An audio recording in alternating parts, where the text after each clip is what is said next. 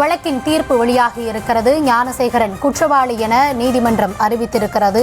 அது தொடர்பான விவரங்களை பார்த்து வருகிறோம். குற்றச்சாட்டு பதிவு செய்யப்பட்ட அனைத்து பிரிவுகளிலும் ஞானசேகரன் குற்றவாளி. சென்னையில் பல்கலைக்கழக மாணவி பாலியல் வன்கொடுமை வழக்கில் கைது செய்யப்பட்டிருந்த ஞானசேகரன் குற்றவாளி என அறிவிக்கப்பட்டிருக்கிறான். அது தொடர்பான அண்மை தகவலும் கிடைக்கப்பெற்றிருக்கிறது. விவரங்களோடு இணைகிறார் எம்முடைய செய்தியாளர் ராஜேஷ், தற்பொழுது தீர்ப்பானது வழங்கப்பட்டிருக்கிறது. இந்த தண்டனை விவரம் அப்படின்றத நம்ம எப்போ எதிர்பார்க்கலாம்? தற்பொழுது வழங்கப்பட்டிருக்கும் தீர்ப்பின் விரிவான விவரங்களை வழங்கலாம். கௌதமி, தற்போது ஞானசேகரன் குற்றவாளிதான், அவன் மீது வைக்கப்பட்ட அனைத்து குற்றச்சாட்டுகளும் உண்மைதான் என நீதிபதி உறுதிப்படுத்தியிருக்கின்றார். அவன் குற்றவாளி என அறிவிக்கப்பட்டிருப்பதால் அவனுக்கு கடுமையான தண்டனை வழங்க வேண்டும் என்பதுதான் அவனுக்கு எதிராக வாதாடிய வழக்கறிஞர் வைக்கக்கூடிய வாதமாக இருக்கின்றது. இந்த ஒரு தீர்ப்பு என்பது பாதிக்கப்பட்ட அந்த மாணவிகளுக்கும் அந்த குடும்பத்தாருக்கும் ஒரு சிறு ஆறுதல், அவ்வளவுதான்.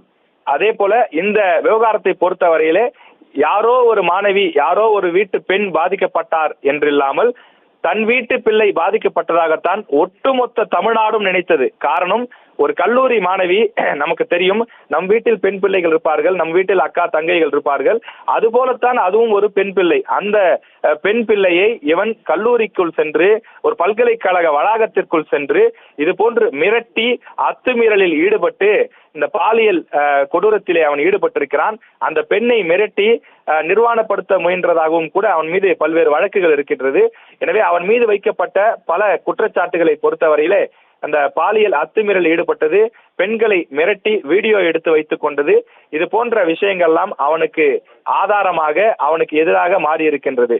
அவனுடைய அந்த குரல் மாதிரி சோதனை எல்லாம் நடத்தப்பட்டது. அவனிடமிருந்து அந்த ரத்த மாதிரிகளாம் சேகரிக்கப்பட்டு அதுவும் கூட ஆய்வுக்கு உட்படுத்தப்பட்டது.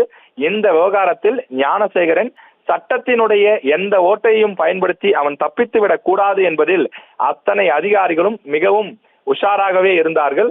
எனவே அவனுக்கு எதிராக தைரியமாக சாட்சி சொல்ல வந்த அந்த மாணவிகளுடைய தைரியத்தை பாராட்ட வேண்டும். அந்த குடும்பத்தாருடைய அந்த பெற்றோர்களுடைய அந்த தைரியத்தையும் அந்த நம்பிக்கையும் நாம் பாராட்ட வேண்டும். என்றால் சில பேர் இது போன்று ஏதேனும் விபரீதங்கள் நடந்தால் உடனே அதனை மறைக்க வேண்டும், நம்முடைய குடும்பத்திற்கு அந்த கௌரவம் பாதிக்கப்படும் என்று அவர்கள் பார்த்தால் இது போன்ற கொடூர குற்றவாளிகள் சமுதாயத்திலே அதிகரித்துக் கொண்டே இருப்பார்கள். அவர்கள் இன்னும் நம்பிக்கையோடு சென்று பல குற்றங்களிலே இது போல ஈடுபடுவார்கள். இதை தங்களுக்கு சாதகமாக பயன்படுத்திக் கொள்வார்கள். ஆனால் அந்த மாணவி தைரியமாக அடுத்த நாள் வந்து காவல்துறையில புகார் கொடுத்திருக்கின்றார். அதன் காரணமாகத்தான் 5 மாதத்தில் அந்த கொடூரன் இன்றைய தினம் தண்டிக்கப்பட்டிருக்கிறான். அவனுக்கு என்ன தண்டனை என்று இன்னும் விரிவான தீர்ப்பு விவரம் வெளியாகவில்லை. இன்னொரு 1 மணி நேரம் 2 மணி நேரத்தில் அவனுக்கு என்ன தண்டனை என்ற விவரம் நமக்கு தெரிய வரும். அவனை பொறுத்தவரையில் வெளியில் வராதபடி ஆயுள் தண்டனையாக வழங்க வேண்டும் என்பதுதான் பல சமூக ஆர்வலர்கள் பேட்டிகள் மூலமாக தெரிவிக்கக்கூடிய விஷயமாக இருக்கிறது. ஞானசேகரனை பொறுத்தவரையிலே அவனது 3வது மனைவி அண்ணா பல்கலைக்கழகத்தில் துப்புரவு பணியாற்றுவதாக சொல்லப்படுகின்றது. எனவே அவன் தினசரி கல்லூரி வளாகத்திற்கு தன்னுடைய 2 சக்கர வாகனத்திலோ அல்லது காரிலோ அழைத்து கொண்டு சென்று அந்த கல்லூரி வளாகத்தில் விட்டு விடுவான். பிறகு மாலை 6 மணி அளவில் பணி முடிந்ததும் இவனே சென்று அழைத்து கொண்டு வந்து விடுவான். அண்ணா பல்கலைக்கழகத்திற்கும் அவனது இல்லத்திற்கும் சுமார் 2 கிலோமீட்டர் தூரம் இருக்கின்றது.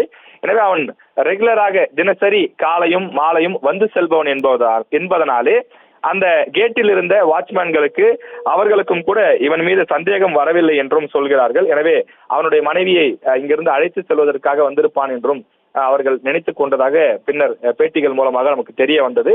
எனவே அண்ணா பல்கலைக்கழக வளாகத்திற்குள் சென்று அங்க இருக்கக்கூடிய மாணவிகளை மிரட்டி அவன் பாலியல் அத்துமீறலில் ஈடுபட்ட அந்த சம்பவம் வெளிச்சத்திற்கு வந்து பிறகு அது பெரிய ஒரு விவகாரமாக மாறி இந்தியா முழுவதுமே பெரிய அதிர்வலைகளை ஏற்படுத்தியது. இந்த நிலையிலேதான் ஞானசேகரன் குற்றவாளி என நீதிமன்றம் தீர்ப்பளித்திருக்கின்றது. எனவே அவனுக்கு என்ன மாதிரியான தண்டனை வழங்கப் போகிறார்கள் என்பதுதான் தற்போது எதிர்பார்ப்பை ஏற்படுத்தியிருக்கின்றது.